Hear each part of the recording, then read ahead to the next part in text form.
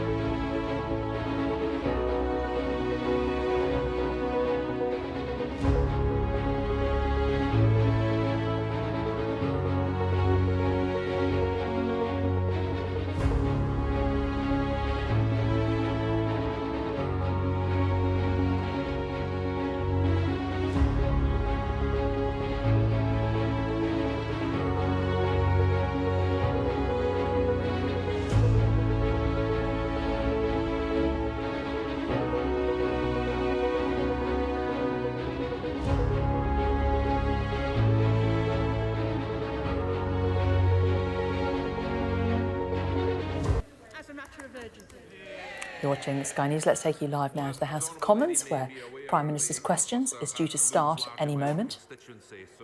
Let's bring in our political editor, Beth Rigby, who is here. Beth, we slightly cut you off from your prime just before the break, but it is a real mammoth task for the Prime Minister to start to turn things around, isn't it, at the moment? It really is, and there's divisions about this mini-budget and the fallout of it going right through the backbenches up to her cabinet, and there's questions about whether or not more tax cuts will need to be reversed, or whether or not there have to be big spending cuts. The Institute of Fiscal Studies talking about a £60 billion hole in terms of spending yesterday. And I have to say the mood is very bad on the backbench. The former cabinet minister saying to me this week that they thought that it just wasn't sustainable, that she had messed up the party, messed up the country and messed up the prospects of the party at the next election, that they do not think it's sustainable. What follows from that is unclear, but it shows the pressure she is under. She's on her feet. It's the first anniversary of the senseless murder of our friend, Sir David Amess. David was a superb parliamentarian who brought colleagues across this House together on a huge range of issues. He represented the best of Parliament as a devoted champion of his constituency.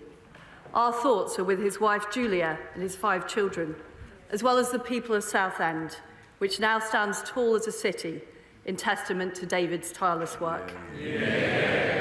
Mr. Speaker, this morning I had meetings with ministerial colleagues and others, and in addition to my duties in this House, I shall have further such meetings later today. I knew Sir David, and I share the Prime Minister's sentiments completely. Spooking the markets and increasing the cost of borrowing, increasing the cost of mortgages was almost certainly an act of gross incompetence rather than malevolence. But going back on the commitment to end no-fault evictions is an act of extreme callousness.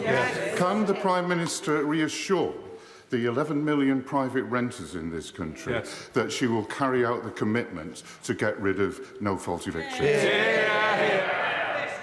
I can. Julian Sturdy.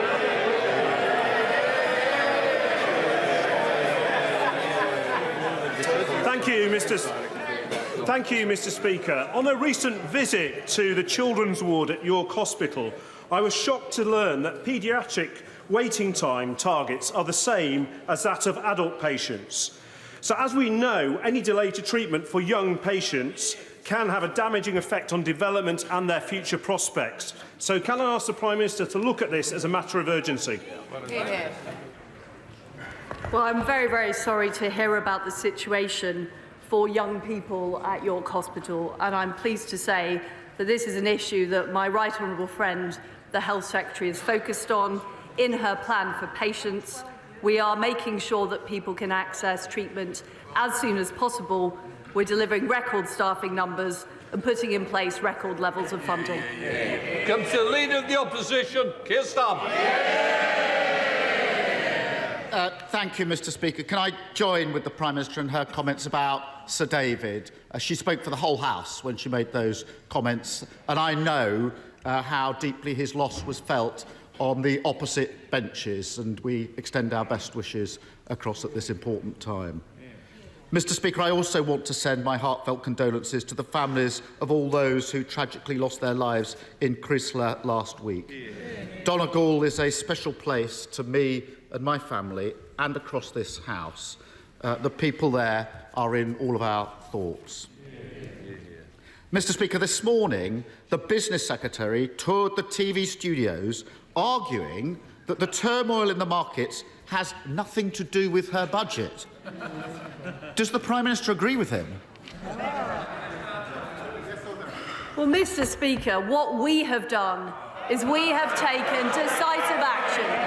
We have taken decisive action to make sure that people are not facing energy bills of £6,000 for 2 years. And I think we remember the opposition is only talking about 6 months. We've also taken decisive action to make sure that we are not facing the highest taxes for 70 years in the face of a global economic slowdown. And what we're making sure is that we protect our economy at this very difficult time internationally. And as a result of our action, Mr. Speaker, and this has been independently corroborated, we will see higher growth and lower inflation. Mr. Speaker, avoiding the question, ducking responsibility, lost in denial. No wonder investors have no confidence in her government. And this is why it matters. A few weeks ago, Zach and Rebecca from Wolverhampton were all set to buy their first home. Then the government's borrowing spree sent interest rates spiralling and their mortgage offer was withdrawn. I met them last week.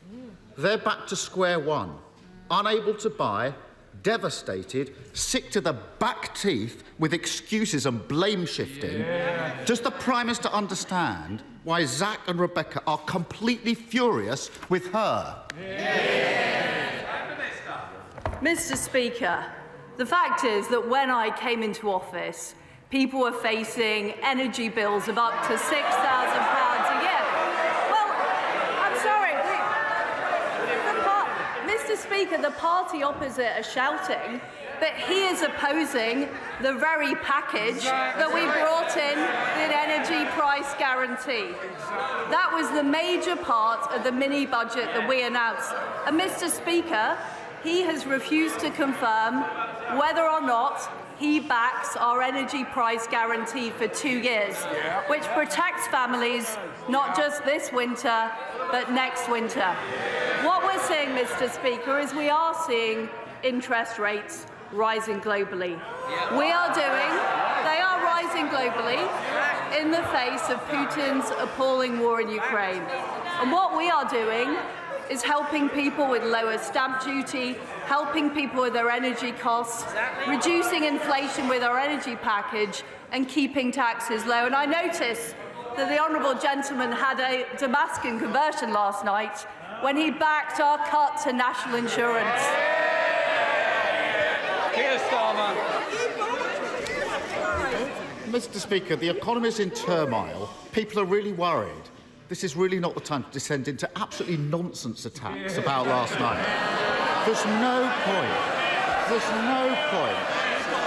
There's no point trying to hide it. Everyone can see what has happened. The Tories went on a borrowing spree, sending mortgage rates through the roof. They are skyrocketing by £500 a month. And for nearly 2 million homeowners, their fixed-rate deals are coming to an end next year. They're worried sick, and everybody in this House knows it. They won't forgive. They won't forget, and nor should they. When will she stop ducking responsibility, do the right thing, and reverse her kamikaze budget, which is causing so much pain? Mr. Speaker, last night the Labour Party supported bringing down national insurance. And is he really?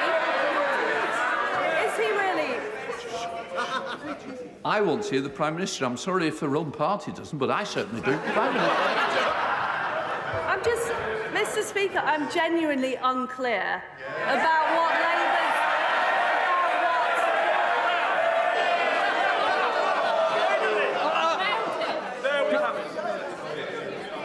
I think we don't want an early bath at this stage. Rugby World Cup's coming. Don't start it too soon. Just let's hear the questions and certainly the answers, Prime Minister. Mr. Speaker, I'm genuinely unclear as to what the Labour Party's policy is on our energy price guarantee. It was the biggest part. It was the biggest part of our mini-budget. Are the opposition saying they want to reverse it and they want to see people facing energy bills of £6,000? Is that what he's saying? Keir Starmer. Mr. Speaker, the Prime Minister knows very well that on this side we voted against the national insurance in the first place. She voted for it. So who's doing the U-turn? Honestly. Last week, the Prime Minister was forced to U-turn on her unfunded tax cut for the super wealthy. This week, she's beginning to realise that she needs to extend the windfall tax, one step behind the CEO of Shell. But she's still going ahead with £18 billion of tax cuts for the richest businesses, and they didn't even ask for it. She's still gift-wrapped a stamp duty cut for landlords, just as renters feel the pinch. And she's still holding out tax cuts for those who live off stocks and shares. Why does she expect working people to pick up the bill for her unfunded tax cuts for those at the top? I notice that the Leader of the Opposition is still not saying whether or not he supports our energy price guarantee. This is very relevant, Mr. Speaker, because it is the biggest part. It is the biggest part of our mini-budget. It's the biggest part of the mini-budget. The fact is that all the opposition have said is that people should be supported for 6 months. Does he think that in March pensioners should be facing very high energy bills? Because that's what will happen if he doesn't support our energy price guarantee. Keir Starmer. Mr. Speaker, not even attempting to answer the questions now. I gently remind her that the idea of freezing energy bills was a Labour idea, which she then took on. During her leadership contest, the Prime Minister said, and I quote her exactly, "I'm very clear. I'm not planning public spending reductions." Is she going to stick to that? Prime Minister. Absolutely. Absolutely. What we are... Look, Mr. Speaker, we are spending almost £1 trillion of public spending. We were spending 700 billion back in 2010. What we will make sure is that over the medium term, the debt is falling. But we will do that not by cutting public spending, but by making sure we spend public money well.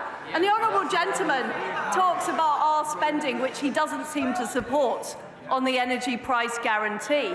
But the reality is he can't criticise us on one hand for spending money, on the other hand claiming we're cutting public expenditure. Keir Starmer.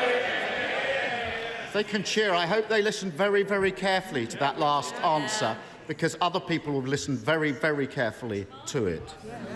Who voted? Who voted for this? Who voted for this? Who voted for this? Not homeowners paying an extra 500 extra on their mortgages. Who voted this? Not working people paying for tax cuts to the largest companies. Who voted for this? Not even most of the MPs behind her who know you can't pay for tax cuts on the never, never.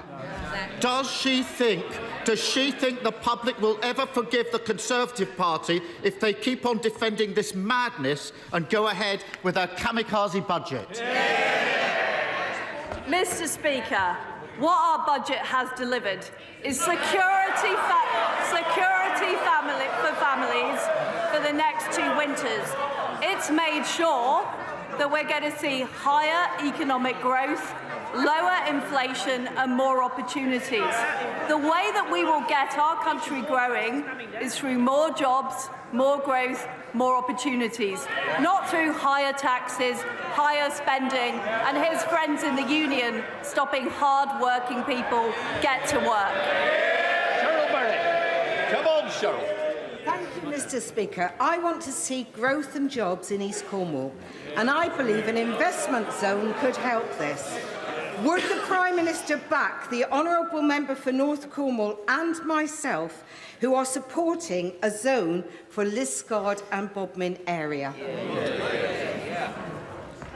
Well, I want to see more jobs, more opportunities, more homes for local people in Cornwall. And I know that's what my honourable friend is working towards with her colleagues, and I'm delighted we're bringing forward these investment zones that are going to give those opportunities to local people. We now come to the Leader of the SNP, Ian Blackford. Thank you, Mr. Speaker. And can I associate myself with the remarks of the Prime Minister on the murder of David Amos a year ago, and thoughts and prayers very much with Julia and his family. And of course, we think very much of those in Crestla that have been caught up in the terrible tragedy there as well. I would have hoped that if the Prime Minister is making public spending commitments today, that she would have said that those that rely on social security benefits will get their benefits uprated in line with inflation. Mr. Speaker, when the Prime Minister last stood at the dispatch box, the average 2-year fixed-rate mortgage stood at 4.5%. They are now at 6.5% and rising, hitting average families with an extra £450 a month in mortgage payments every single month over and above what they were paying. 37 days into the job, this is literally the cost of the Prime Minister's incompetence. It is the price households are paying, and all because of the Chancellor that she chose. Will she now give up her desperate plan to save her Chancellor's skin by scapegoating the Governor of the Bank of England? Mr. Speaker, the action we have taken has meant that families in Scotland and across the United Kingdom are not facing gargantuan energy bills. And what the honourable gentleman and his friends in Scotland could do to help us out is build the nuclear power stations that are going to help our energy security, help us get more gas out of the North Sea to help deliver on a more secure energy future for all of our people. Ian Blackford. Mr. Speaker, if she wants to ask us questions, we can swap places. But, you know, the reality is, Mr. Speaker, that the Prime Minister is ignoring the damage of the chaos of the mini-budget. She is worrying about saving the Chancellor's job. But many families are now worried, not just about heating their homes, but keeping their homes, Prime Minister. The scale of this Tory crisis is frightening. 100,000 households a month are up for mortgage renewals. People can't afford to pay an extra £4,500 a year in interest, and plenty are already falling behind. The Prime Minister and her Chancellor have completely lost control. The only thing growing under this government are mortgages, rents and bills. Is that what she really meant when she declared herself a pro-growth Prime Minister? Well, we have taken action on helping families heat their homes, and that's been very important, and I would love to see more support on delivering the energy security we need. Interest rates are rising globally. That is a fact. And interest rates are a decision for the Independent Bank of England. But I want to do all I can to help families across Britain. But the way we're going to help them is by delivering economic growth, by making sure we have the jobs and opportunities in Scotland and right across the UK. And what independent forecasters have shown is that following our intervention, economic growth is going to be higher than it would have been if we hadn't acted. And that is vitally important for the jobs, the opportunities and the livelihoods, and helping make sure people are able to put food on the table. Richardson. Thank you, Mr. Speaker.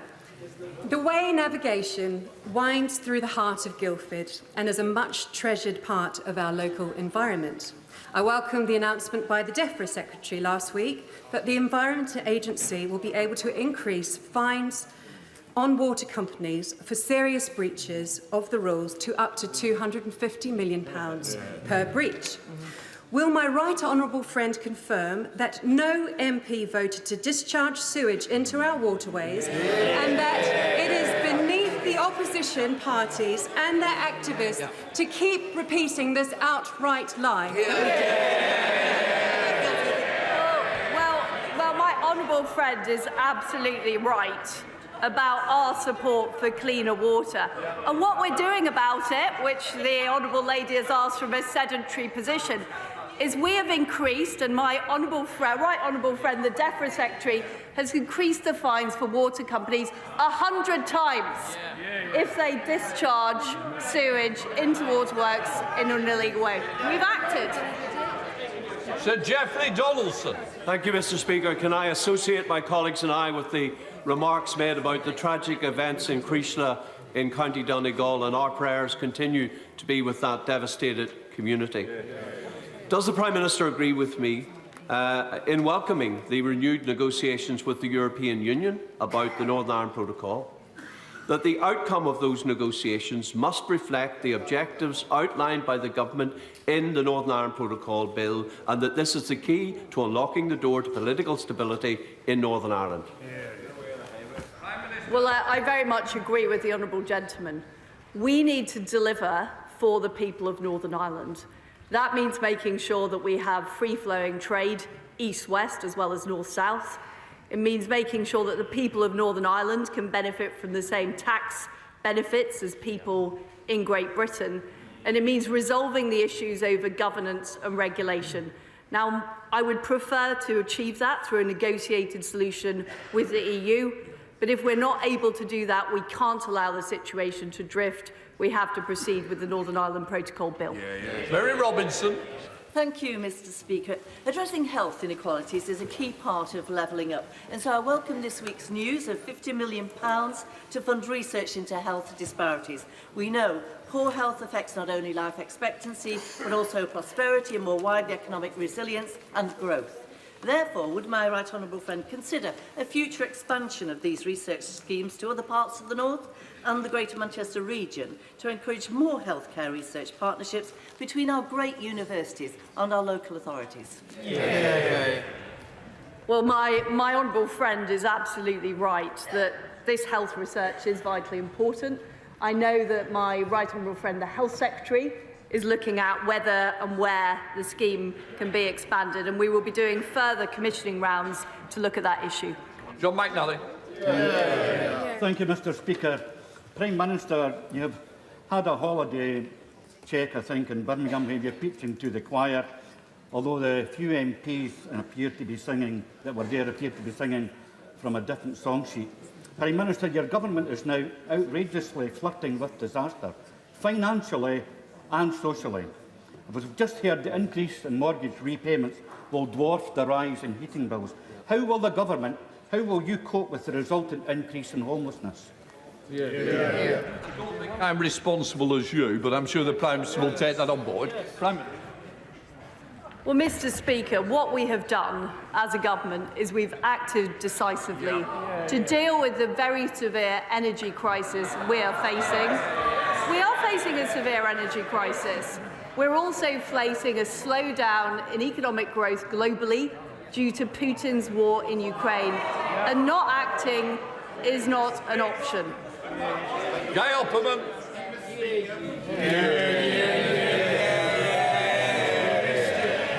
Prime Minister, the energy price guarantee is a key part of the growth plan, but too few businesses and households know about it, even if the Labour Party don't support it. Can I urge you to have a nationwide mail-out campaign to communicate what the government is doing to assess people on reduction of energy, and more particularly have a reduction of energy campaign by the public service so that we don't go down the route of spending too much on consumption, we reduce supply. Well, my right honourable friend is absolutely right, and I know the Energy Secretary is working on a plan to help companies and individuals use energy more efficiently. We're also working on this across government. I was delighted to speak to my friend yesterday, and I hope we'll be able to start this going in number 10 straight away. Ian Lavery. Thank you, Mr. Speaker. During the lockdown, we clapped them, and then we laid wreaths for healthcare staff who had died on the front line. And how quickly our nurses have gone from the country's heroes to this government's villains, offered a derisory 72 pence a week pay rise, and then painted as militants for daring, having the audacity for balloting for industrial action for the first time in a century. Prime Minister, claps don't pay the bills, and neither does 72 pence pay rise. Nurses are leaving the NHS and the droves feeling abandoned by this government. Surely even the Prime Minister agrees that the government has its priorities wrong when unshackling the bonuses of the bankers and at the same time offering derisory pay rises to our treasured NHS staff. Well, first of all, can I say what a brilliant job our fantastic nurses do across the country. And the figures he's quoting are simply wrong. The independent pay review body recommended a £1,400 rise on average, and that is what the government's committed to delivering. Natalie Alfie. Following the loss of 27 lives last winter in the Channel, the UK government offered joint patrols to the French on the beaches. Could my right honourable friend, the Prime Minister, confirm that she renewed this offer to President Macron when they met, and further, that there'll be no new money, no fresh agreement with the French, unless they agree to joint beach patrols and a joint security crossing across the Channel to bring an end to the small boats crisis for good? Well, the Home Secretary is committed to dealing with this very, very difficult issue of the small boats in the Channel. We do need to sort it out. We're committed to legislating, and we're also committed to getting an agreement with the French government. I did discuss it with President Macron last week, and the Home Secretary is following up. Owen Thompson. Thank you, Mr. Speaker. Now, Mr. Speaker, this Friday, Christine Graham, MSP, and I are hosting a community drop-in event on the cost of living crisis in Gorebridge. This will be a chance for local residents to come and meet with a range of partners to get advice and guidance on what they can do to help survive the current crisis. Could I extend an invite to the Prime Minister to come to this event on Friday so that my constituents could ask her directly what real-life experience means to address the cost rises that they are facing, and so that she can apologise to them for the disastrous decisions her government are making? Yes. Well, I completely understand that families are struggling, and that is why this government acted within a week of coming into office to put in place the energy price guarantee so people aren't facing £6,000 bills. And that's why we've reversed the increase in national insurance. That's why we're cutting basic rate tax to make sure families are keeping more of their own money. And we're also making sure that the most vulnerable households get an extra £1,200 of support. I hope he is going to communicate that to his constituents. Thank you, Mr. Speaker. Can I first thank the Prime Minister for her warm words on Sir David Amess, who is sorely missed in this place. Small and medium-sized enterprises are the lifeblood of our economy, and I warmly welcome the expansion of the small business threshold. Does my right honourable friend agree that only the Conservative Party is on the side of enterprise and their determination to unleash the full potential of our great country? Well, we understand in the Conservative Party who pays our wages. And it's the people who get up every day and go to work. It's the businesses who set up. Those are the people driving our economy. And we will be unashamedly pro-growth, pro-business and pro-opportunity. Thank you, Mr. Speaker. My constituents were absolutely delighted that the fracking application in West Lancashire was withdrawn after a moratorium was declared. Since then, we've not seen any new scientific evidence that indicates fracking would now be safe. So, despite this, the government have decided to reverse that moratorium, committing to grant fracking licences only in areas that have local consent. So I would be grateful if the Prime Minister would reassure West Lancashire residents, my constituents, and please explain in detail how she will honour her statement that fracking licences, none of them will be forced on communities that don't want it. Well, first of all, can I offer my best wishes to the Honourable Lady on her appointment as the chair of the Merseycare NHS Trust. I can absolutely assure her and colleagues around the House that fracking will only go ahead in areas where there is local community support. Anthony Brown. Thank you, Mr. Speaker. 2 weeks ago, a bomb in Afghanistan killed 35 girls and young women. They were Hazaras from the country's second largest ethnic minority who are being massacred under the Taliban. Today, outside Parliament, Hazaras from across the UK, including from my constituency, are gathering, calling for international support to stop the slaughter. And we're joined here today by representatives of the Hazara Council of Great Britain. Will my right honourable friend, the Prime Minister, support the Hazaras in trying to stop the killings and arrange for her ministers to meet their representatives? Well, it is extremely concerning what is taking place in Afghanistan, and I'm afraid the reversal of women's rights and women's opportunities. And one of the things we have done is make sure we're restoring the aid budget for women and girls. And I'm sure my friend, the right honourable friend, the Foreign Secretary, will be very happy to meet the group and discuss further. Daisy Cooper. Thank you, Mr. Speaker. The government's botched budget gave unfunded tax cuts to some of the richest companies, whilst across the country there are hospitals who worry that their roofs might collapse at any moment. Hitchinbrook Hospital, Frimley Park Hospital and Queen Elizabeth Hospital in the Prime Minister's own local area. These are just three of a number of hospitals who together need hundreds of millions of pounds, some of them urgently. So will the Prime Minister promise that every affected hospital will be given the money they need to fix these dangerous roofs in the next 12 months? Well, I do want to correct the Honourable Lady, because what we are doing is simply not putting up corporation tax. It's not a tax cut. We're just not raising corporation tax. And I feel it would be wrong in a time when we are trying to attract investment into our country at a time of global economic slowdown to be raising taxes, because it will bring less revenue in.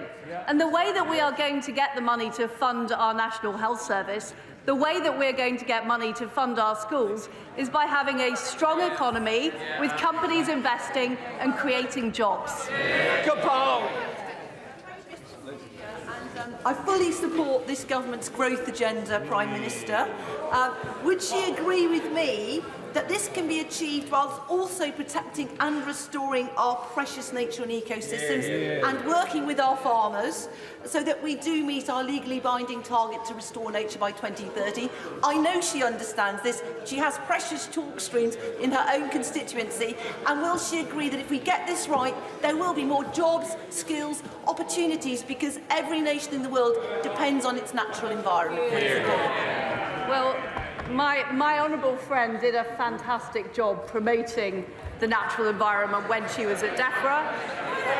We are going to deliver economic growth in an environmentally friendly way.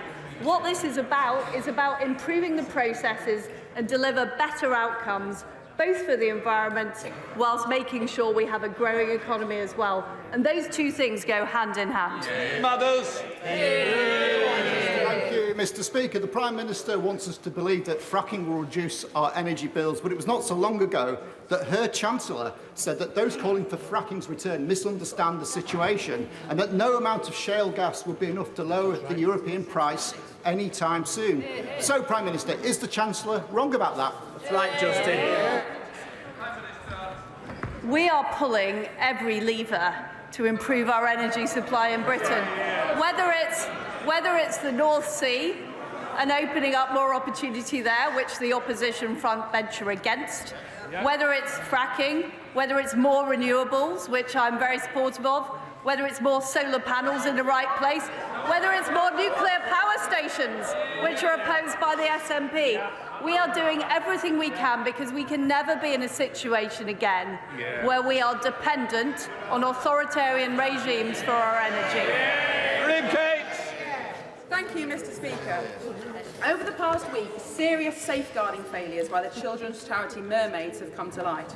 Revelations that the charity sent breast-flattening devices to young girls behind their parents' back, promoted harmful medical and surgical procedures to children, hired a trustee with links to paedophile organisations, and a digital engagement manager who posted pornographic images online, including of himself dressed as a schoolgirl.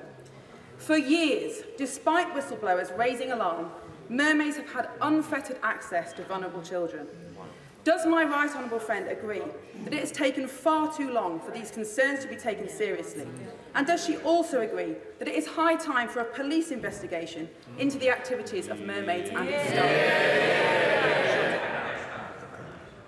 It's very important that under 18s are able to develop their own decision-making capabilities and not be forced into any kind of activity. And what I would say on the subject of the investigation she raises, of course those matters should be raised and should be properly looked at.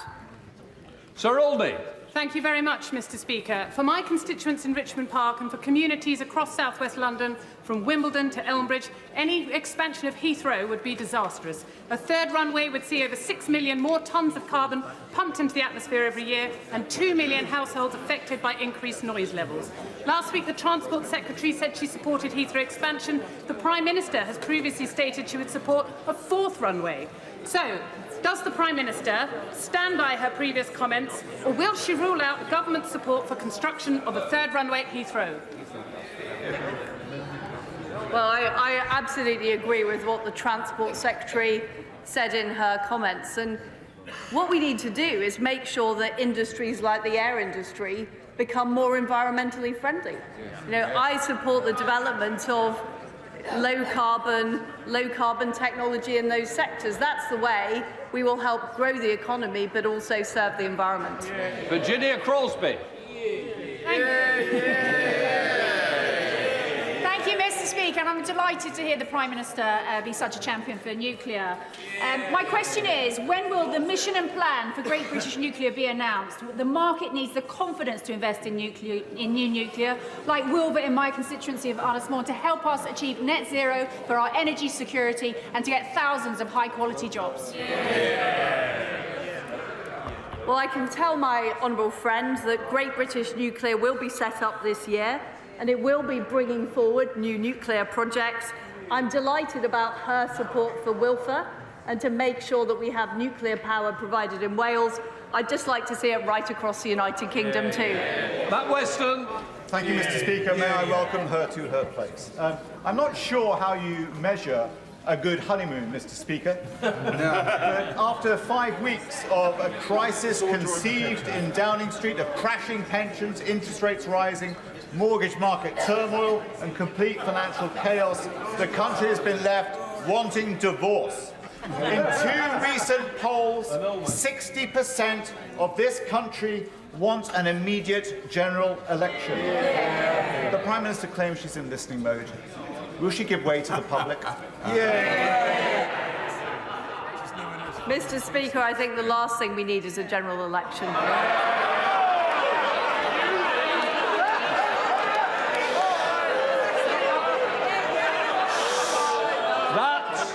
That concludes Prime Minister's questions. Let the people leave. Well, that was Prime Minister's questions. The Prime Minister making a speedy exit. Let's bring in Beth Rigby, our political editor, who's here in the studio with me. It's only the second Prime Minister's questions that we've seen her do. It's been a really tumultuous few weeks. She had quite a lot to achieve there. Did she achieve it? I don't think that was an easy Prime Minister's questions for Liz Truss, but given what's happened to her in her first 5 weeks of premiership, you wouldn't really be surprised by that. I think for Keir Starmer, there were 2 messages he wanted to get across there. Will you reverse your mini-budget? Talking about how mortgages are going up. He's saying £500 mortgages are going up by. And then talking about the fact that Liz Truss, in his view, was cutting taxes for big corporations. He noted that corporation tax cut. Again, he noticed stamp duty cuts for landlords, and he noted that there were not increased taxes on people that get their incomes from dividends and shares, raising all of these and saying, again, why are you not on the side of working people? 2 clear attack lines for Labour there.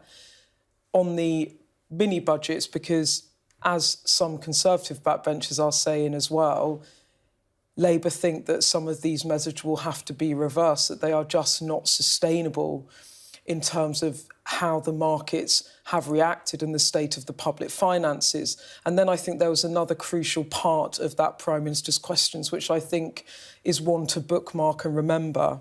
And that was when the Prime Minister was asked by Keir Starmer if she would stick to a pledge made during the Tory leadership contest, she would not reduce public spending. And she said, absolutely, we are spending almost £1 trillion on public spending. We were spending 700 billion back in 2010. What we will make sure is that over the medium term, debt is falling, but we will do that not by cutting public spending, but by making sure we spend public money well. And the reason that matters, Jane, obviously, is because what independent economists and forecasters are saying is that there is a massive black hole in the public finances, and that's been driven by unfunded tax cuts announced in the mini-budget, compounded by the cost of government borrowing going up because of the market reaction. That's created a black hole in the public finances. And the Institute of Fiscal Studies yesterday was saying that's to the tune of £60 billion. So either some of the tax cuts will have to be reversed or there will be spending cuts to try and get the economy out of that black hole. And that matters because in the longer run, that's what investors invest in the UK on the back of. They want a fiscal plan. They want certainty that debt will be falling as a percentage of GDP, or that debt will be, or there is a plan to repay debt. So I think the Prime Minister there saying there will be no spending cuts, or we're not planning spending cuts, immediately the backbenchers will sit there quietly and say that is not a sustainable position. And I think there could be some fallout of that in the coming days. And also we saw Liz Truss also pushing back on Keir Starmer, saying that asking him whether Labour supports the energy price guarantee, and Labour, that's the one thing that Labour haven't been able to say that they would support or not. No, and you sort of feel that that's going to be her comeback, possibly. Exactly, Jane. And if you thought kind of where was Keir Starmer trying to play to in terms of his attack lines,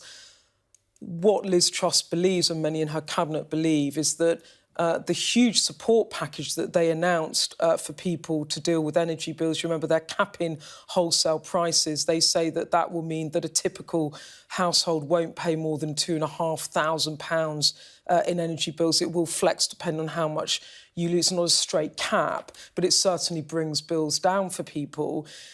Liz Truss feels that this is part of her programme, which was huge support, public support, for taxpayers and for families, that has kind of got lost in the midst of the furore around the top rate of tax and the market reaction to the budget. So what she was doing there was every time Keir Starmer attacked her, she was saying, well, look, I have guaranteed support for 2 years. You've guaranteed a package for 6 months.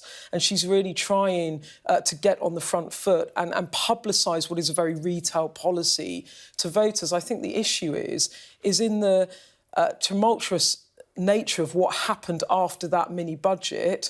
That package has been somewhat lost, and what people are looking at now is interest rates going up, mortgages going up, concerns about government borrowing rates going up, insecurity about pension funds with the Bank of England having to do those emergency bailouts, and anger, quite frankly, over that 45 top rate of tax, which now has been reversed. So the one good bit of her programme, as she would see it, has got completely lost in the melee of everything else that has happened with the government. She's trying to get on the front foot. I think there's a question about whether or not voters are listening. The polls are just dreadful for the Conservatives at the moment.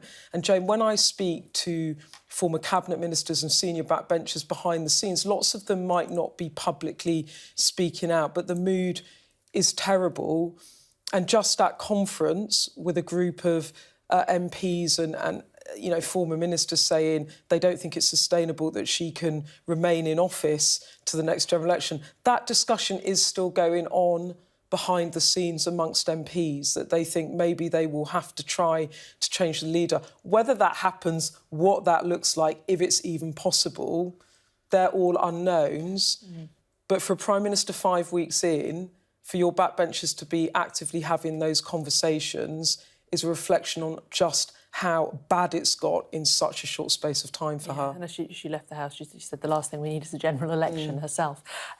Beth, thanks so much. That's really interesting. Well, that's the view of our political editor. Let's now go across the country to find out what people outside of Westminster think about what they've been hearing from the Prime Minister this afternoon, how they think it may affect them. Well, let's speak to, from Southend-on-Sea, a mortgage broker and director of R3 Mortgages, Riz Malik, director at the Birmingham-based bakery Lil's Parlour, Lucy Scott, and also from Bradford-on-Avon in Wiltshire, the president of the National Pensioners Convention, Rosie McGregor. Thank you all so much for joining us. Riz Malik, mortgage broker, let's talk to you first of all. Of course, we've been talking a lot about the economy this morning, the pound falling. How have the last few months, how have the last few days been for you?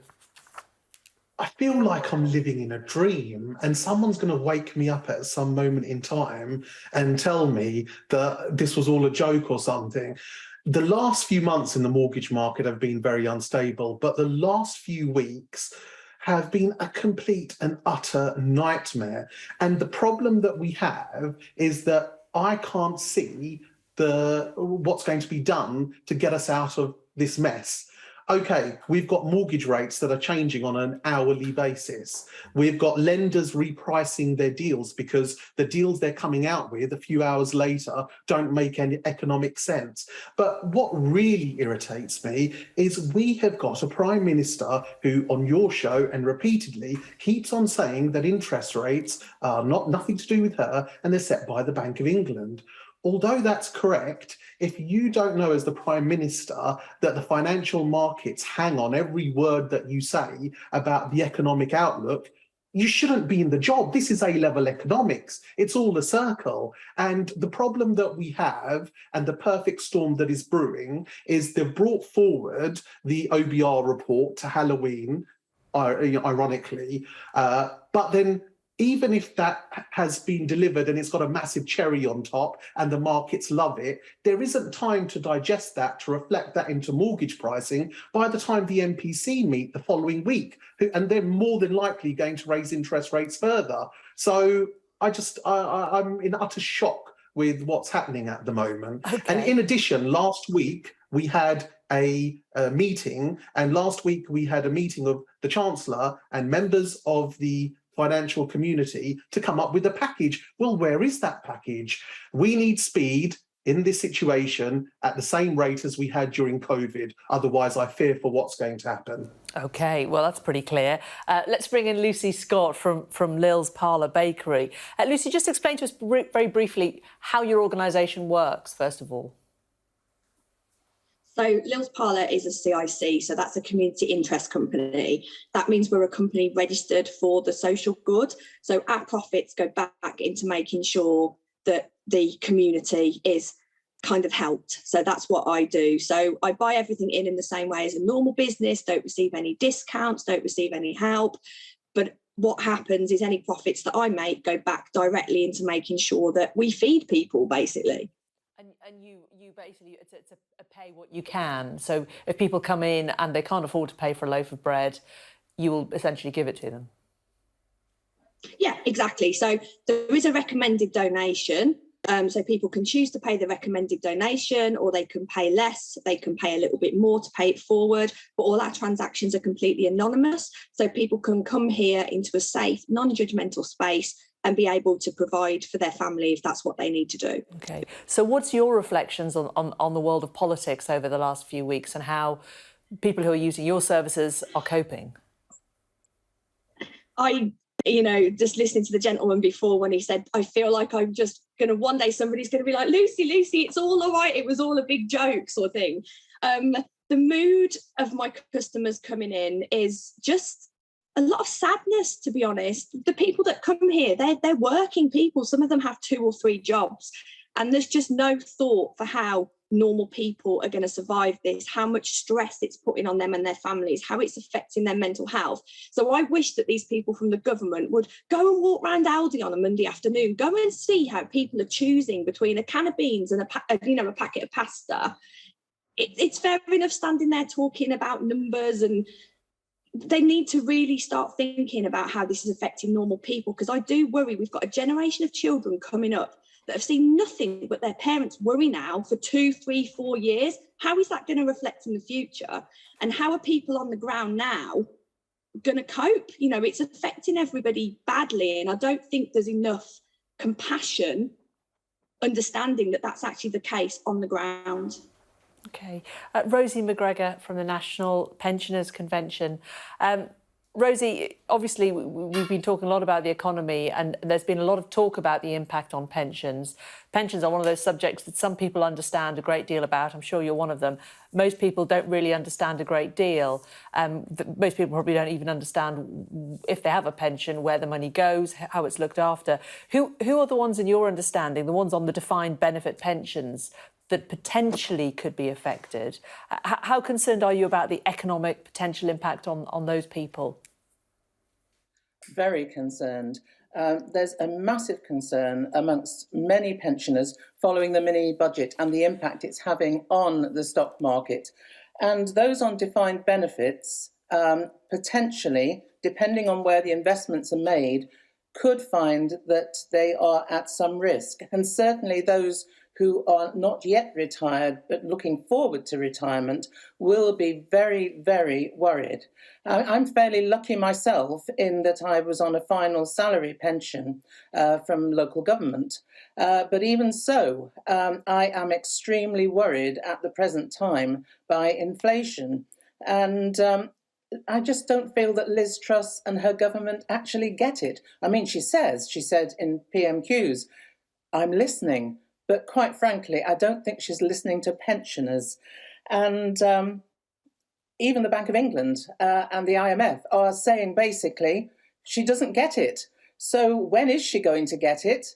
And we need, I think, a general election because we can't go on like this. And many pensioners tell me they are facing a really bleak choice between putting food on the table, heating their homes, travelling anywhere, and many feel a sense of loneliness and despair. And I have to say as well, some of those pensioners would be Tory voters. Well, indeed. And you referred to Prime Minister's questions. Riz Malik, in terms of what you heard today from the Prime Minister, we heard her talking about no-fault evictions and whether or not they will be banned. You obviously have a lot of buy-to-let landlords on your books. What do you think the impact on those kind of policies is going to have? The buy-to-let market is one of the markets I'm the most concerned about. The problem that you're going to have is people are going to be coming off deals, and the way lenders calculate the loan amounts, they're not going to be able to borrow the same amount of money. And any raises in the actual rates are going to be passed on to the tenants. And it's just going to be a cycle because those tenants are first-time buyers of tomorrow, so it's going to take them longer to save up for a property. They're not going to be able to, so they're then going to call on the bank of mum and dad to dip into their pocket to help them onto the housing ladder. This is just going to have knock-on effects from one stage to the other because landlords are going to look at their numbers and say, this doesn't make any sense anymore. And although the landlord gets beaten up regularly in the UK, the landlord solves a very, very key problem that we have in the private rental sector. And the government's not there with a solution to house the people that the landlords are actually assisting. So I'm fearful for that market even more than I am for the residential market. OK. Lucy, in terms of how you're managing on a daily basis, the cost of the stuff you're buying, it's fluctuating a lot at the moment, isn't it? I understand you're not even taking a salary. I mean, how sustainable is it that you can keep going with your business? I'm really lucky. We don't have any children. We actually do live in a rented property, and we've got a good landlord. But my husband at the moment is the person that's providing our kind of, base shackle stuff at home. So I'm in a lucky position to do that. Ingredients costs are insane. Just last week, the price of 12 eggs went up 40% from Monday to Friday. Why? It's just every week. So even basic ingredients like butter, chocolate, flour, simple things that would have, have been considered cheap store cupboard ingredients are now becoming unobtainable for some people. And I just don't understand how this is going to ever end. It's just a spiral that seems to be out of control. And at some point, people have got to say, we've had enough of this. It's got to stop. Otherwise, the society as we know it at the moment, I believe, is just going to collapse. But long term, I'm here, I'm doing what I do. I have amazing supportive customers. I will keep being here for as long as I can. I'm very, very stubborn. I will always speak up for people. And for as long as I can do that, I'm sticking around. Bless you for that. Lucy, Rosie said that she thought a general election was needed. Do you think that would solve anything? I find it really, I would love a general election. I think that there's a lot of stuff that needs to be weeded out. However, I'm not sure that there's strong leadership on anywhere at the moment. I just think it all needs a big shake-up, and it just needs a little bit of a fresh start, to be honest, some new voices, some new ideas, I think we just need general change across our whole political system at the moment. OK. Back to Rosie, aside from a general election, which the Prime Minister has just said in Prime Minister's questions that nobody needs, what else could the government do you think, to help restore confidence in the pension market and help restore confidence of pensioners and indeed those approaching their pension age? I think there is a tremendous worry there amongst pensioners, and I think the government could do something with regard to, for example, the triple lock on the state pension. Now, Liz Truss did promise that she would restore the triple lock for next year, But there have been voices saying that this will not happen. And it is really important that the triple lock on the state pension, which ensures that it will be going up and in line with inflation, is really important. And a lot of people tell me that, oh, well, pensioners are quite well off. Can I tell you that the majority of pensioners are not well off, and the majority of pensioners rely on the state pension. So the triple lock is important to us. And I think really she should just ditch her policies on money and what has been happening so that we can actually go back to a more stable economy. And I think this is the worst problem of the lot, is we are in such a state of instability at the present time that no one knows what the future will hold. And that is a particular worry for pensioners. OK, we've only got 20 seconds, but I just want to bring in Riz again, very briefly, Riz, because both of Lucy and Rosie said that they would like to see a general election. Yes or no, would you like to see that? Do you think it would solve anything? I don't think it's going to solve anything. I think the markets will react badly to it, but I do think that the position of the Chancellor needs to be re-advertised. OK, not a general election, just a new Chancellor. Riz Malik, mortgage broker, Lucy Scott from Lil's Parlour, and Ros McGregor from the National Pensioners Convention. Thank you all so much. Really great to talk to you and get your thoughts today. Thank you. You're watching Sky News. Lots more coming up after this short break.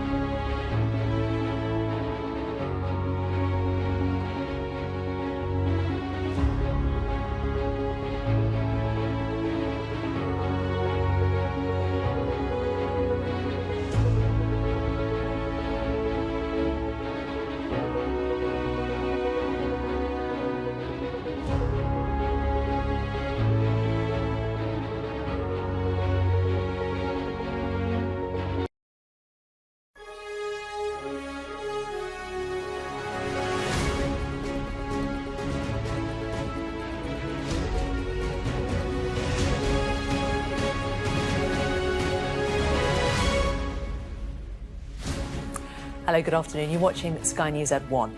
Liz Truss insists she will not cut spending to balance the books, while Keir Starmer accuses the Prime Minister of ducking her responsibilities.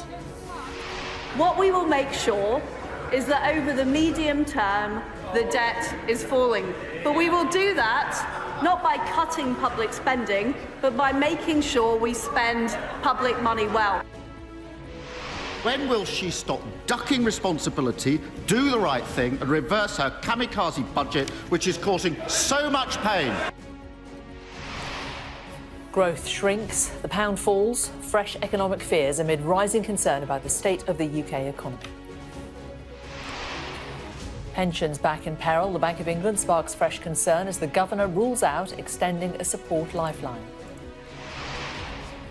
Vladimir Putin ready to connect the gas, or reconnect it even. The Russian president says Moscow will resume supplies to Europe.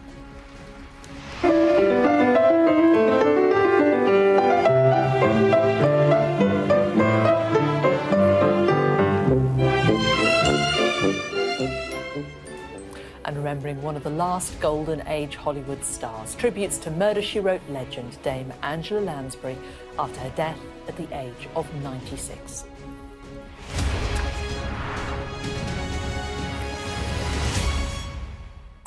Hello, good afternoon. Welcome to Sky News at 1. The return of Prime Minister's questions this lunchtime has seen a blistering exchange of words over the economy, accompanied by shouts and jeers in the Commons. Liz Truss insisted she would not cut public spending to balance the books, while Keir Starmer accused the Prime Minister of ducking her responsibilities. We are seeing interest rates rising globally.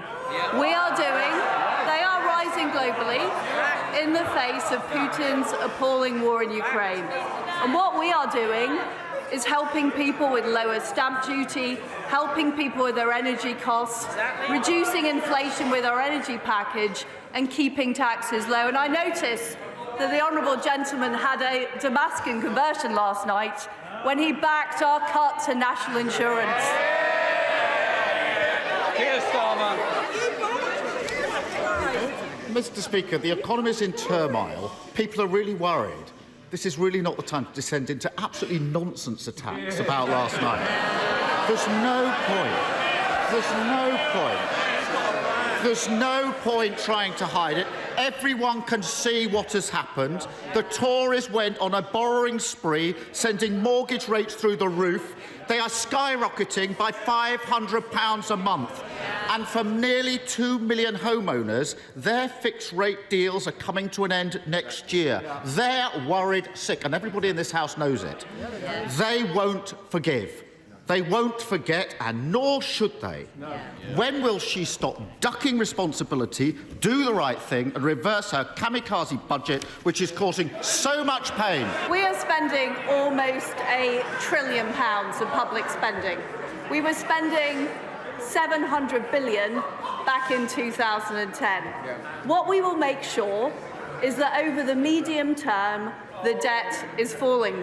But we will do that not by cutting public spending, but by making sure we spend public money well. And the honourable gentleman talks about our spending, which he doesn't seem to support, on the energy price guarantee. But the reality is he can't criticise us on one hand for spending money, on the other hand claiming we're cutting public expenditure. Keir Starmer. They can cheer. I hope they listen very, very carefully to that last answer, because other people will listen very, very carefully to it. Who voted?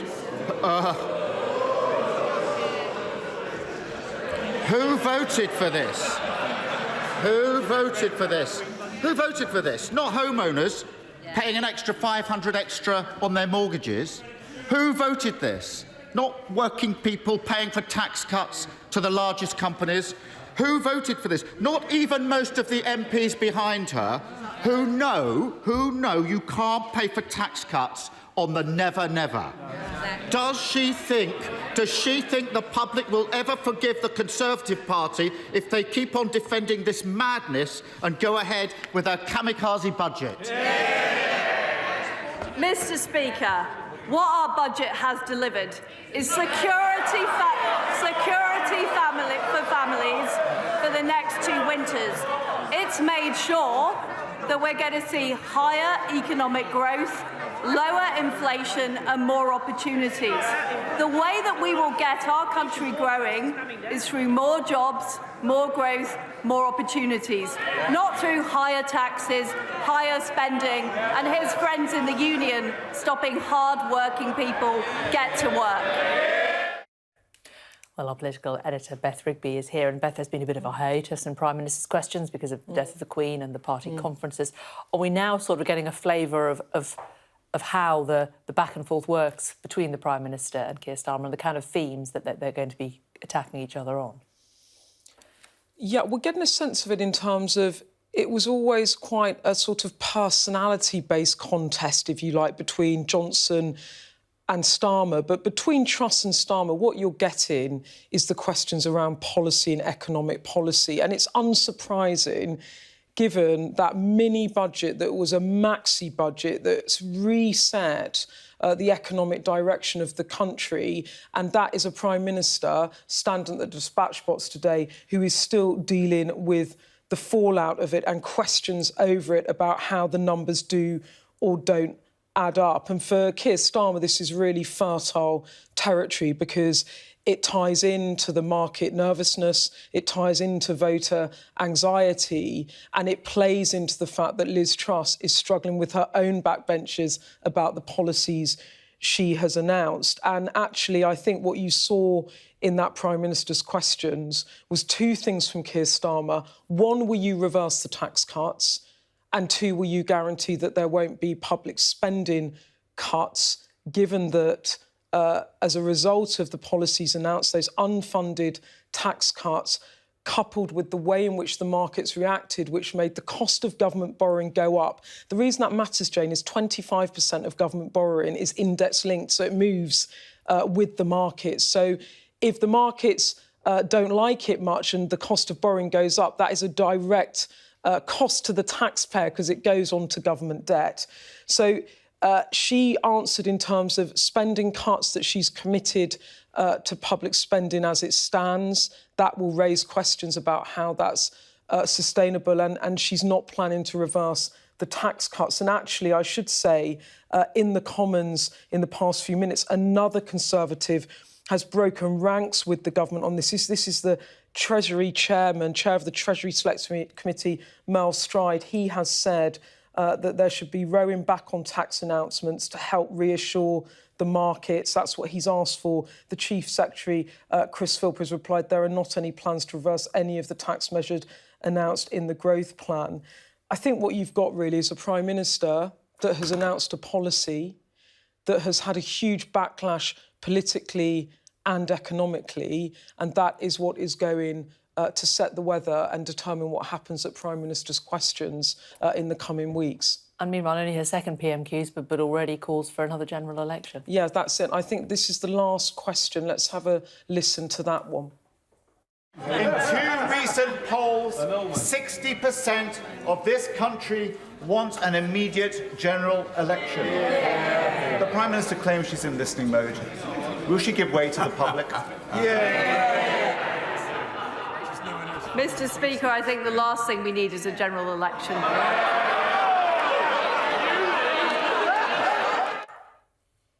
You can hear the jeers from the Labour backbenchers there because their argument is the last thing you need, Liz Truss, is a general election, given that the Conservatives are now between 20 and 30 points or more behind in the polls, depending on which one you look at. Look, it's interesting, Beth, in our People's panel that we just had, 2 of the 3 said they would quite like a general election, and 1 said, don't want a general election, just want a new Chancellor. Well, I think the thing as well is, from a Liz Truss perspective or a Kwasi Kwarteng perspective, what they've done is they've put this plan in place and they've turbocharged the beginning of the tax cuts, which has caused all the controversy. But the reason they're trying to do that is they are convinced that they can get enough economic growth to grow tax revenues and grow the economy so that when they have an election, and it needs to be held at the very latest by January 2024, that the economy is growing, people see the results of their policies and they think the public will look more favourably on them. I have to say, Jane, when you talk to Conservative MPs behind the scenes, they are looking at this. A relationship between the Prime Minister and backbenchers is always transactional. They are there. This is their job. They are now looking at the prospect of potentially losing their seats at the next general election if Liz Truss cannot close this gap in the polls. And there's lots of discussion, even after 5 weeks of being in office for her, just 5 weeks, about whether or not they should let her be the one that leads them into a general election. The party's very split on this.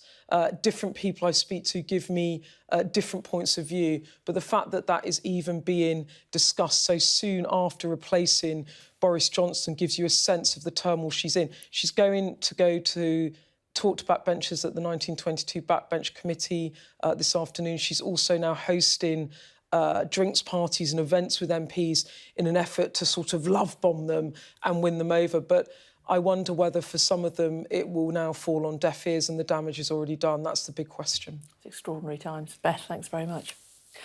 Well, in terms of the economy, that unexpectedly shrank in August, the value of the pound falling once again overnight amid rising concern about the health of the country's finances.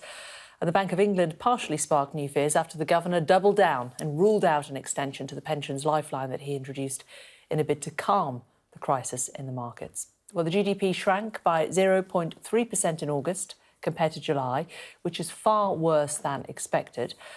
The growth in July has also been revised downwards from 0.2% to 0.1%, and figures that are far short of the 2.5% rate of growth the Chancellor says he wants to achieve.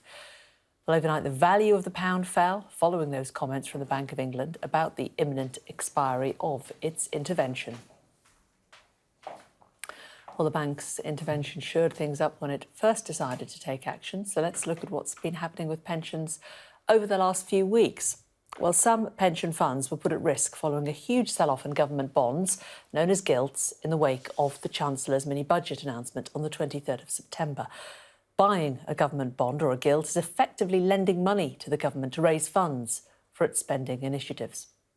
Well, the tax-cutting plans announced in the mini-budget, the biggest package of tax cuts in generations, caused unease amongst investors. And this is because as borrowing increases, investors lose confidence in the government being able to pay back the money lent to them. And this triggered a sell-off in gilts and caused their value to plummet, which in turn caused yields to soar. Well, this sell-off risked a liquidity crisis for final salary pension schemes, which typically own many gilts and so are more exposed to the shifts in prices. In a very significant £65 billion move, the Bank of England stepped in to buy bonds, which gave support for pension schemes and reduced the instability. And that move prevented some final salary schemes falling too far. In the past few days, however, the situation has been returning to where it was previously. The yields on the bonds have risen, the pound has fallen, almost back to where they were before the Bank of England's intervention a fortnight ago. And the Bank of England's Governor, Andrew Bailey, has ruled out extending its bond buying support past Friday's deadline. But this morning, the Financial Times has reported that the bank has been privately briefing market participants that it might extend it after all.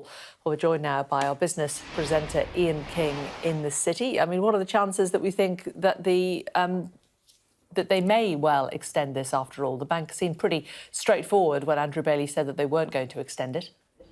Yes, that's right. Andrew Bailey, quite clear last night. He said to the pension funds, you've got 3 days left. Now, as you said, the Financial Times reported in the early hours of this morning that privately the bank has been guiding some market participants that they might continue their emergency gilt purchases beyond this Friday. But then the bank doubled down. It issued a statement this morning in which it said it's been made absolutely clear to market participants, chiefly the banks that sit on the other side of these derivatives trades with the pension funds, that the scheme is going to end on Friday. But paradoxically, of course, by saying this, the bank has really made it absolutely clear to pension funds that they've got between now and Friday to get their houses in order, to raise the cash that they need to raise to meet the collateral requirements of the banks on the other sides of the trades that they have been doing. And effectively, that's led to another wave of selling today. And you've seen that transpiring in the gilt market. I think I can show you the 30-year gilt, which is the long gilt. That's one of the main assets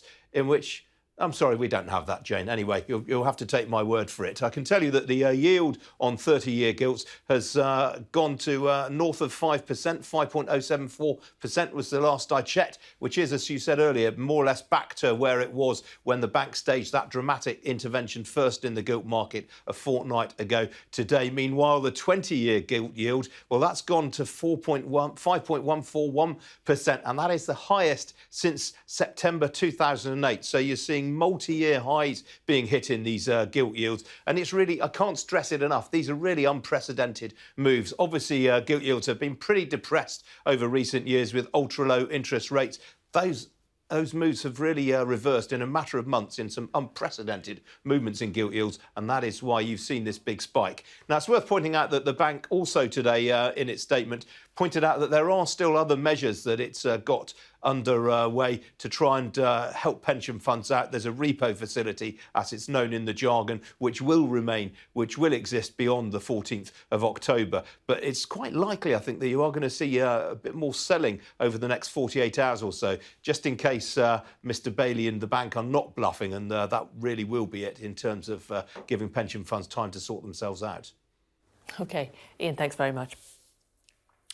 Now, Vladimir Putin says Moscow is ready to resume gas supplies to Europe via the Nord Stream 2 pipeline. The Russian president once again accused the US of sabotaging Nord Stream 1 and 2, causing a massive gas leak and taking them out of service. Судьбу потоков должны решать совместно Россия и The fate of the streams should be decided together by Russia and our partners in the European Union countries. I'll say that restoring the streams that have been damaged in the Baltic Sea is of course possible, but it will only make sense if there is a future economically, and of course with ensured security of the route. They are the primary conditions. We, with the Europeans, will come to a mutual solution to supply gas through the surviving branch. Russia is ready.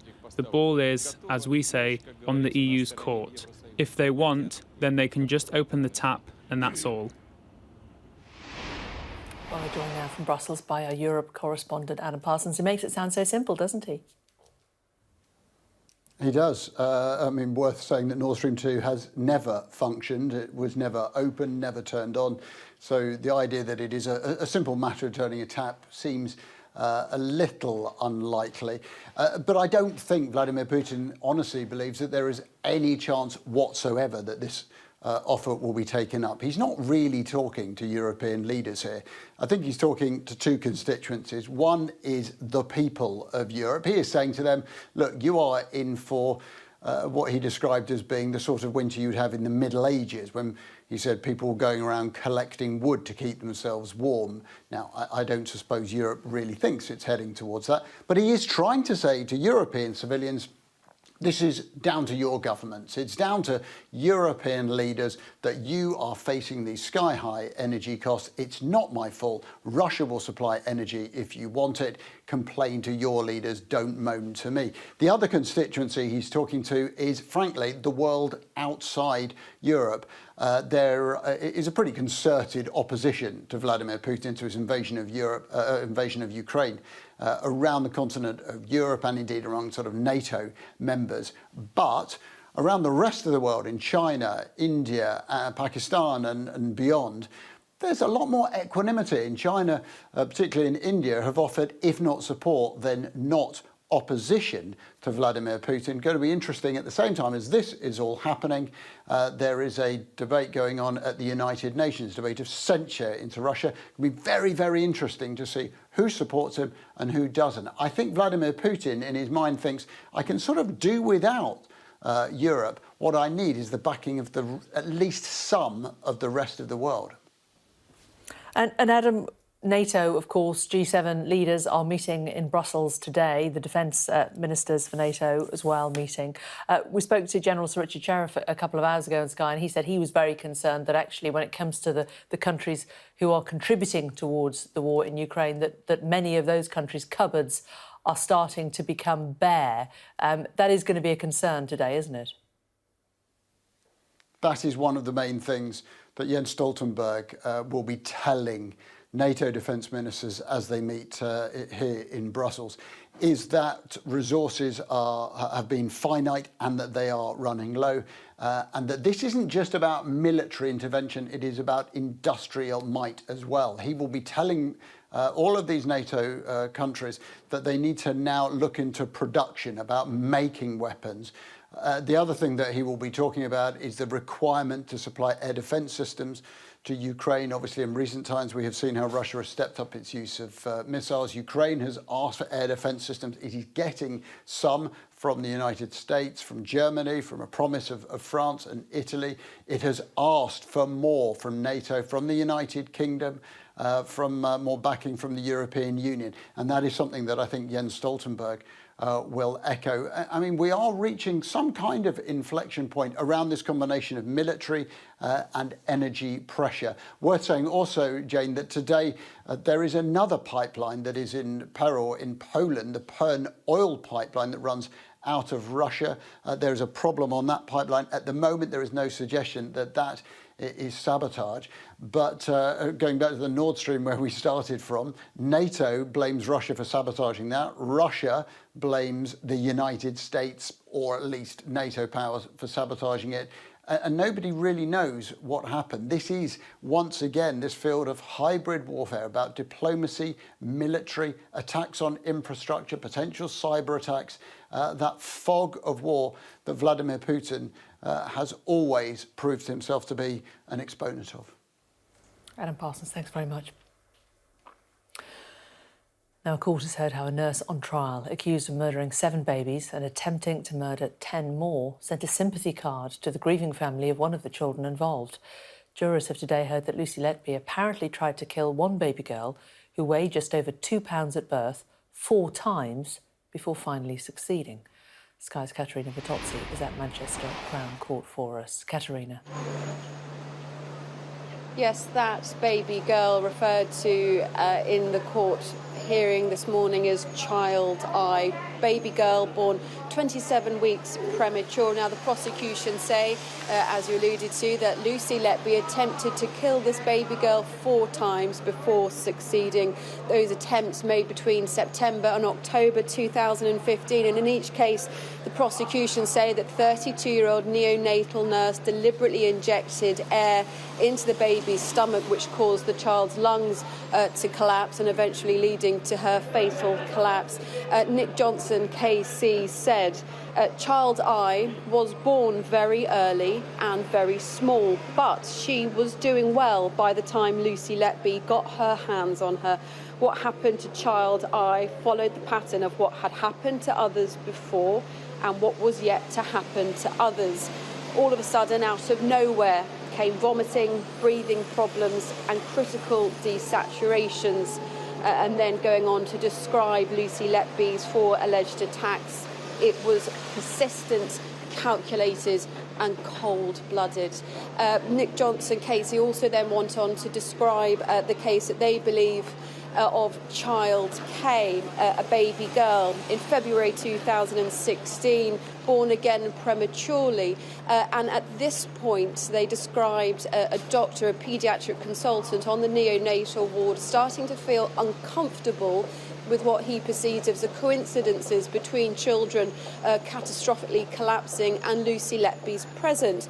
So at that point, in February 2016, the doctor entered a room where he could see a baby being left alone with Lucy Letby, and the prosecution continued again that as he, the doctor, walked into room 1, he saw Lucy Letby standing over Child K's incubator. She did not have her hand inside the incubator, but he could see from the monitor that Child K's oxygen saturation level was falling dangerously. However, the alarm was not sounding as it should have been.